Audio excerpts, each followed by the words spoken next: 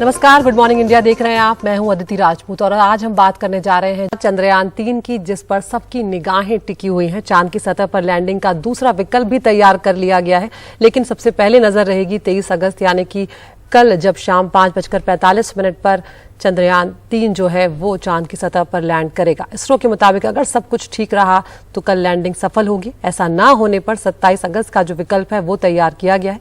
वैज्ञानिक लैंडर और चंद्रमा की हालात पर गौर करने के बाद तारीख बढ़ाने का फैसला यहां पर लेने जा रहे हैं। तो जिस तरह से रूस का जो मिशन मून था वो नाकाम रहा है, अब उसके बाद सारी नजरें भारत के मून मिशन चंद्रयान 3 पर टिकी हुई है। तो भारत का चंद्रयान 3 विक्रम लैंडर और उसके भीतर प्रज्ञान रोवर की चांद के दक्षिणी ध्रुव के करीब सॉफ्ट लैंडिंग करवाकर इतिहास रचने की कोशिश हमारी चल रही है भारत की। लेकिन उससे पहले के जो 20 मिनट है वो दहशत के 20 मिनट कहलाते हैं। पिछली बार चंद्रयान 2 यहीं पर लड़खड़ाया था और इसीलिए वैज्ञानिकों की धड़कनें बढ़ी हुई हैं। एनडीटीवी के साइंस एडिटर पल्लव बांग्ला की खास रिपोर्ट।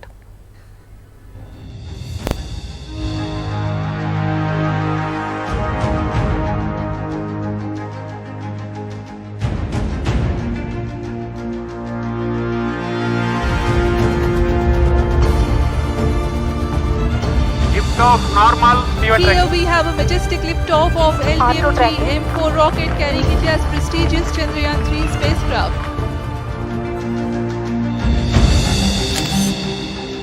भारत के खगोलीय दहशत के 20 मिनट। दहशत के 20 मिनट की तैयारी कर रहा है।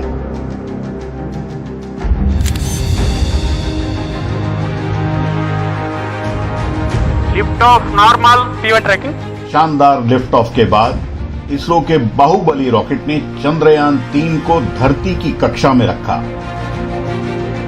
200 stages are separated. चंद्रयान 3 ने धरती के कई चक्कर काटे और रफ्तार बढ़ाई। 1 अगस्त 2023 को चंद्रयान को चांद की तरफ 3.84 लाख किलोमीटर के तनहा सफर के लिए धकेला गया। 5 अगस्त 2023 को चंद्रयान चांद की कक्षा में आहिस्ता से दाखिल हुआ।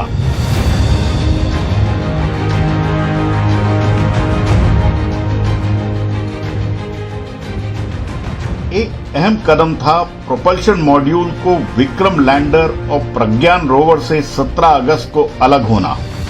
अब उपग्रह 153 किलोमीटर बाय 163 किलोमीटर की कक्षा में था।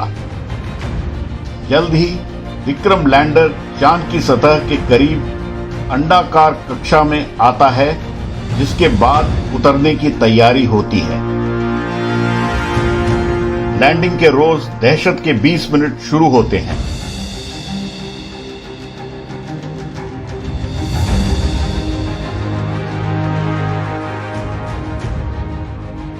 नीचे उतरते समय विक्रम चांद की सतह पर 1.68 किलोमीटर सेकंड या लगभग 6000 किलोमीटर पर घंटे की रफ्तार से ज्यादा होगा, यानी विमान से 10 गुना तेज।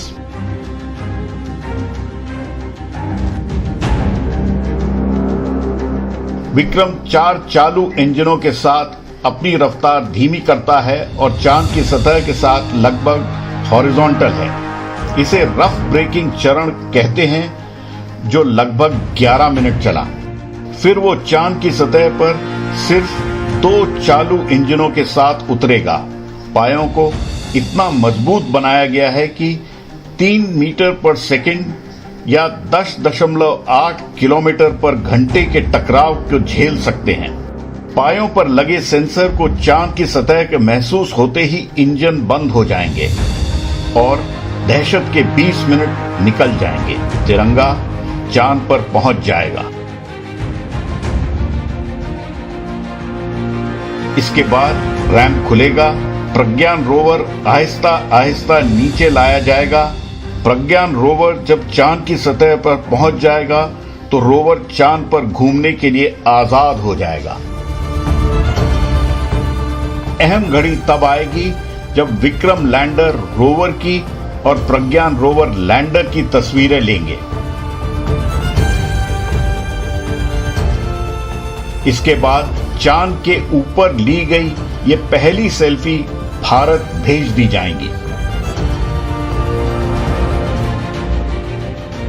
विक्रम लैंडर और रोवर दोनों सौर ऊर्जा पर चलते हैं और चांद के एक दिन यानी धरती के 14 दिनों तक काम कर सकते हैं। नई दिल्ली से पल्लव बागला, एनडीटीवी इंडिया के लिए।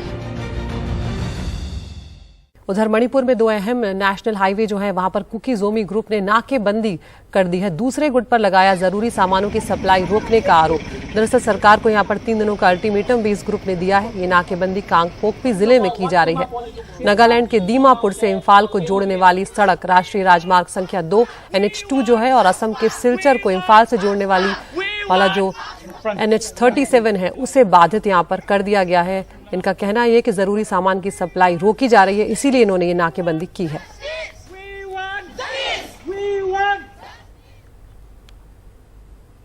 तो टमाटर की कीमतें जो हैं वो अब कई हफ्तों के बाद घटने लगी हैं, लेकिन प्याज को लेकर चिंता जो है वो सरकार ने यहाँ पर जाहिर की थी और उसके बाद एक्सपोर्ट ड्यूटी भी उस पर लगा दी गई थी। और अब देश के कई बड़े शहरों में प्याज की कीमतें जो है उसमें बढ़ोतरी देखते हुए खाद्य मंत्रालय से जुड़ी जो संस्था है नेशनल कोऑपरेटिव कंज्यूमर्स फेडरेशन यानी NCCF ने सोमवार से दिल्ली में 25 रुपए प्रति किलो प्याज रियायती रेट पर बेचना शुरू कर दिया है और कोशिश ये की जा रही है कि लोगों को राहत मिले। अगले कुछ दिनों में देश के दूसरे बड़े शहरों में भी 25 रुपए प्रति किलो के रियायती रेट पर प्याज की बिक्री शुरू की जाएगी। हमारे सहयोगी हिमांशु शेखर मिश्रा की रिपोर्ट। बड़े शहरों में प्याज की खुदरा कीमतों में बढ़ोतरी को देखते हुए सरकार ने सोमवार से दिल्ली में 10 जगहों पर NCCF के आउटलेट और मोबाइल वैन के जरिए 25 रुपए किलो के रियायती रेट से प्याज की बिक्री शुरू कर दी। अरे ज्यादा ही डालेंगे यार, कम नहीं। प्याज की बिक्री जो है 25 रुपए प्रति किलो की रेट से आज से शुरू की गई है। मेरे साथ विशाल सिंह हैं जो चेयरमैन हैं NCCF के। क्या सोच है इसके पीछे? आपने बहुत दिन तक टमाटर भी बेचा है सस्ते रेट पर, अब प्याज की सस्ते रेट पर बेचने की जरूरत क्यों पड़ी? उपभोक्ता मंत्रालय का जो डेटा उनके पास आ रहा है उनको ये लग रहा है कि प्याज के दाम ऊपर जा रहे हैं और 3 लाख मीट्रिक टन प्याज NCCF और नेफेड दोनों ने आधा आधा करके खरीदा था। हमें 1-1 लाख मीट्रिक टन प्याज और ख़रीदने का ऑर्डर हो गया है और साइमल्टेनियसली हमें ये कहा गया है कि आप प्याज की बिक्री शुरू कराइए। तो हमने दिल्ली में शुरू करा दिया है। हमारे 10 मोबाइल वैन्स ने आज से बिक्री शुरू करा दी है। हम ये चाह रहे हैं कि 25 रुपये प्रति किलो रेट है और 2 किलो प्रति उपभोक्ता। दिल्ली में NCCF मुख्यालय पर सस्ते प्याज की बिक्री शुरू होते ही आसपास के इलाकों से लोग धड़ाधड़ जमा होने लगे। हमारे यहाँ तो जी 40-50 से कम दे नहीं रहे जी किलो के हिसाब में। अब यहाँ 25 के रेट में मिल रही है सर, इसलिए लाइन लगा के ले रहे हैं जी। मैं द्वारका में रहती हूँ और वहाँ पर प्याज बहुत महंगा है। कल ही 45 रुपीज़ kg में लेकर आई हूँ और मैं शुक्रगुजार हूँ सरकार की NCCF वालों की जिन्होंने 25 रुपये अब रेट कर दिया है। हौस खास ही रहते हौस खास में तो वहाँ पर क्या रेट है प्याज का? 40 सस्ता रेट का खबर कहाँ से मिला आपको? हौस खास रहते हैं, कोई ना कोई खबर तो आ ही जाती है, तो पीछे तो रहते हैं साथ ही, तो किसी ने बता दिया, सैर करने गए तो बता दिया बस। खाद्य मंत्रालय के आंकड़ों के मुताबिक पिछले 10 दिनों में दिल्ली में प्याज की कीमत 30 रुपए प्रति किलो से बढ़कर 37 रुपए प्रति किलो हो गई। इस दौरान चेन्नई में 27 रुपए प्रति किलो से बढ़कर 36 रुपए प्रति किलो, बेंगलुरु में 29 रुपए से बढ़कर 39 रुपए प्रति किलो, बरनाला और शहडोल में 25 रुपए प्रति किलो से बढ़कर 40 रुपए प्रति किलो और होशियारपुर में 23 रुपए प्रति किलो से बढ़कर 37 रुपए प्रति किलो हो गई। दिल्ली की ओखला मंडी में प्याज के थोक विक्रेता मोहम्मद अकरम के मुताबिक प्याज की सप्लाई घट गई है, इसलिए कीमतें बढ़ रही हैं। मोहम्मद अकरम साहब, 15 दिन पहले यहाँ पर प्याज का क्या रेट था ओखला मंडी में और आज क्या रेट है? यही 15-16 रुपए किलो था अब से 15 दिन पहले। अब जो है 30, 28, 32 रुपए किलो का रेट है। ये बारिश की वजह से जहाँ पीछे बारिश हो रही है उसमें सड़ जाता है माल, तो कम हो जाता है, इसकी वजह से महंगाई हो जाती है। कम आ रही है, बहुत ज्यादा कम आ रही है। जहाँ पे 4 गाड़ियाँ थी वहाँ पे 2 रह गई, तो अपने आप ही महंगा होएगा। जाहिर है प्याज के मोर्चे पर चुनौती बड़ी हो रही है और कीमतों को नियंत्रित करने के लिए सरकार को और बड़े स्तर पर दखल करना होगा। दिल्ली से कैमरा पर्सन सुशील राठी और सुधीश राम के साथ हिमांशु शेखर, NDTV इंडिया।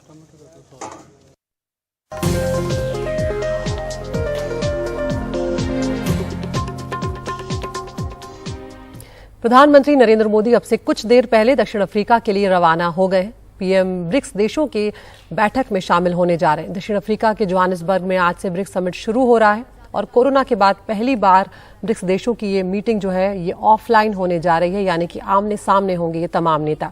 चीन के राष्ट्रपति शी जिनपिंग जोहानिसबर्ग पहुंच चुके हैं। 24 अगस्त तक प्रधानमंत्री दक्षिण अफ्रीका के दौरे पर रहेंगे। साउथ अफ्रीका के बाद प्रधानमंत्री मोदी 25 अगस्त को ग्रीस दौरे पर रवाना हो जाएंगे। कुछ देशों के साथ द्विपक्षीय वार्ता भी होगी। चीनी राष्ट्रपति से अभी तक द्विपक्षीय वार्ता तय नहीं है। इस पूरे मामले पर ज्यादा जानकारी दे रहे हैं हमारे सहयोगी उमा शंकर सिंह। और इस पर ज्यादा जानकारी ले लेते हैं। 15वें ब्रिक्स समिट में हिस्सा लेने प्रधानमंत्री नरेंद्र मोदी दक्षिण अफ्रीका जा रहे हैं। क्या है पीएम मोदी के दक्षिण अफ्रीका दौरे की अहमियत, आइए जानते हैं। ब्रिक्स 5 देशों का मंच है। भारत के अलावा ब्राजील, रूस, चीन और साउथ अफ्रीका इसके सदस्य हैं। दुनिया की आबादी का 40% हिस्सा इन 5 देशों में है और अर्थव्यवस्था का करीब 26% हिस्सा भी इन्हीं के पास है। ब्रिक्स का मकसद आपसी आर्थिक सहयोग के जरिए दुनिया में अपनी भागीदारी बढ़ाना है। ब्रिक्स नेताओं के इस शिखर बैठक में निवेश आदि के साथ साथ राष्ट्रीय मुद्रा में व्यापार एक अहम मुद्दा होगा। इस बहुराष्ट्रीय मंच पर पीएम मोदी की मौजूदगी भारतीय हित और दुनिया में इसके प्रभाव के लिहाज से अहम है। जोहानिसबर्ग समिट में रूस के राष्ट्रपति वर्चुअल तरीके से शामिल होंगे। ब्रिक्स के बाकी सभी राष्ट्राध्यक्ष यहां खुद मौजूद रहेंगे। पीएम मोदी और चीन के राष्ट्रपति शी जिनपिंग ब्रिक्स समिट के दौरान कई बार एक दूसरे से मिलेंगे, लेकिन सबसे अधिक निगाह इस बात पर है कि पीएम मोदी और राष्ट्रपति शी के बीच द्विपक्षीय बातचीत होती है या नहीं। दोनों नेताओं की आखिरी द्विपक्षीय बातचीत 2019 में ब्रिक्स समिट के साइडलाइंस में हुई थी। एलएसी पर गलवान की हिंसा के बाद ऐसी द्विपक्षीय बातचीत नहीं हुई है। पिछले साल बाली में G20 समिट के दौरान दोनों नेताओं की संक्षिप्त मुलाकात हुई थी। रिश्ते को आगे बढ़ाने की बात हुई थी। सवाल है कि इस बार अगर बातचीत होती है तो क्या एलएसी पर तनाव खत्म होगा। मुलाकात को लेकर पूछे जाने पर भारत के विदेश सचिव का कहना है कि अभी पीएम मोदी के द्विपक्षीय बैठकों का शेड्यूल तय किया जा रहा है। 23 अगस्त को पीएम ब्रिक्स समिट में हिस्सा लेंगे। 24 तारीख को पीएम ब्रिक्स अफ्रीका आउटरीच और ब्रिक्स प्लस में शिरकत करेंगे। इस समिट में ब्रिक्स के विस्तार पर भी चर्चा होगी।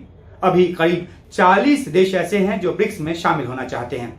23 ने तो औपचारिक तौर पर आवेदन भी दिया है। भारत का कहना है कि वह ब्रिक्स के विस्तार को लेकर सकारात्मक रुख रखता है। 2019 के बाद यानी कि कोरोना पेंडेमिक के बाद यह पहला इन पर्सन ब्रिक्स समिट है। ब्रिक्स की अध्यक्षता दक्षिण अफ्रीका के पास है और मेजबान देश के तौर पर दक्षिण अफ्रीका ने 40 से अधिक देशों को आमंत्रित किया है। इसमें अफ्रीकी देशों की तादाद अच्छी खासी है, यानी कि ये मौका भारत का अफ्रीकी देशों के साथ संबंध बढ़ाने के लिहाज से भी अहम है। 9-10 सितंबर को यानी कि अगले महीने नई दिल्ली में G20 समिट होने जा रहा है। इसमें सभी G20 नेता हिस्सा लें और साझा बयान पर सहमति बने, भारत की ये कोशिश है। जोहानिसबर्ग में G20 के कई देशों के नेता मौजूद रहेंगे और ये मौका उनके साथ बेहतर तालमेल स्थापित करने का भी होगा। आगे बढ़ते हैं। दिल्ली एनसीआर के करीब एक नया शहर बसने जा रहा है जिसका नाम न्यू नोएडा होगा। ग्रेटर नोएडा और बुलंदशहर के बीच के 80 गांव की जमीन जो है उस पर बसने वाले इस शहर को दादरी नोएडा गाजियाबाद इंडस्ट्रियल रीजन के नाम से जाना जाएगा। ये नया शहर कहां बसेगा और क्यों इसकी जरूरत महसूस की जा रही है, दिखाते हैं हमारे सहयोगी रवीश रंजन शुक्ला की ये विस्तृत रिपोर्ट। गौतम बुद्ध नगर में प्राधिकरण का अधिग्रहित ये अंतिम गांव माइचा है। इस गांव से करीब 1 किलोमीटर दूर दिल्ली हावड़ा रेल लाइन के उस पार इन खेतों में अब एक नए शहर को बसाने की तैयारी शुरू होने लगी है। ग्रेटर नोएडा विकास प्राधिकरण ने इस रेलवे लाइन तक जमीन को अधिग्रहण किया है और इस रेलवे लाइन के उस पार से ये जो आप जगह देख रहे हैं, जो रास्ता गया है, यहाँ ये जो रास्ता गया है, ये नई बस्ती, फजाइलपुर गांव, इस तरीके के गौतम बुद्ध नगर में 20 गांव पड़ते हैं जिनकी ज़मीन को अधिग्रहित किया जाएगा नया नोएडा बसाने में। और न सिर्फ गौतम बुद्ध नगर के 20 गांव की ज़मीन अधिग्रहित होगी, बल्कि बुलंदशहर जो कि इसी गांव से आगे पड़ता है, बुलंदशहर के भी 60 गाँव की ज़मीन को अधिग्रहित किया जाएगा और फिर एक नया शहर, नया नोएडा बनाया जाएगा। आइए आपको लेकर चलते हैं उन गांवों में जिनकी ज़मीनों को अधिग्रहित किया जाना है।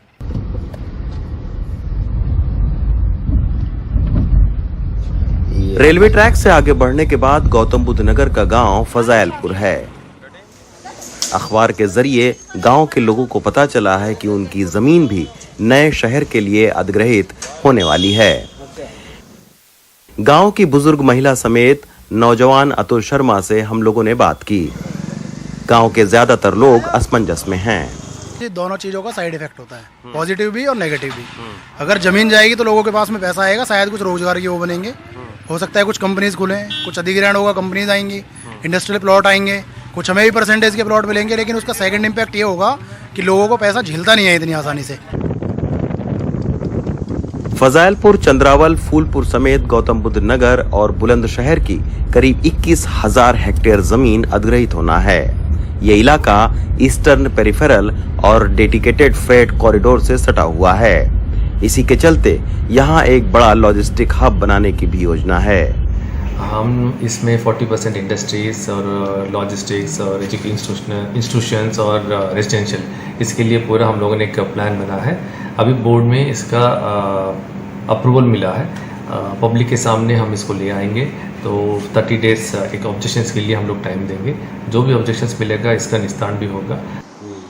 उधर नोएडा के रहने वाले और उद्योगपति न्यू नोएडा के बारे में क्या सोचते हैं, ये जानने के लिए हम मिले नोएडा एंटरप्रेन्योर एसोसिएशन से जुड़े सुधीर श्रीवास्तव से। उनकी नोएडा में केबल बनाने की फैक्ट्री है, वो उसका विस्तार करना चाह रहे हैं, लेकिन नोएडा में जमीन न मिलने से कई साल से उनका प्रोजेक्ट लटका हुआ है।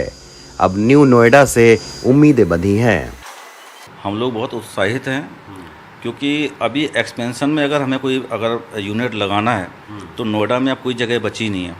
तो ऐसे में जो न्यू नोएडा आ रहा है, तो ये हम लोगों के लिए एक फ्यूचर के लिए बहुत अच्छा एक स्कोप है कि हम एक्सपेंशन में वहाँ जा सकते हैं। लेकिन कहीं ऐसा ना हो जो पहले यहाँ पर जैसे एक्वायर की गई थी, जो जगह आप देखते होंगे, जो एक्सटेंशन है नोएडा का, इधर ग्रेटर नोएडा का जो एक पार्ट है, तो उसमें जो जगह एक्वायर की गई थी वो लिया गया था इंडस्ट्रीज़ के नाम पे। बाद में फिर वो बिल्डर्स को लैंड यूज चेंज करके कर दिया गया। तो अल्टीमेटली इस टाइप की चीज़ें ना हो, इंडस्ट्रीज़ को फोकस करते हुए गवर्नमेंट ने ये इनिशिएटिव लिया है और ये इसी पर ही ये कायम रहे। 1975 में new Okhla industrial development authority यानी नोएडा को करीब 5 लाख की आबादी के लिए तैयार किया गया था। आज नोएडा में 6,000 से ज्यादा फैक्ट्री और गौतम बुद्ध नगर की आबादी 19 लाख के आसपास है। ऐसे में बढ़ते औद्योगिकीकरण और आबादी का दबाव लोग महसूस कर रहे हैं।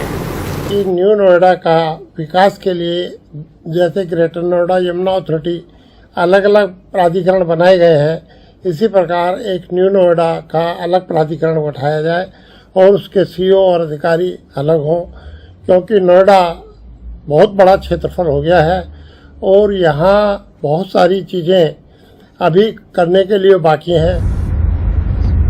नोएडा के बाद greater Noida, Noida extension, Yamuna expressway तक समय समय पर विस्तार होता रहा है। लेकिन जब जनता के सामने न्यू नोएडा का मास्टर प्लान आधिकारिक तौर पर आएगा, तभी पता चलेगा कि नए औद्योगिक माहौल और आवासीय जरूरतों की चुनौती का न्यू नोएडा शहर कैसे मुकाबला करता है।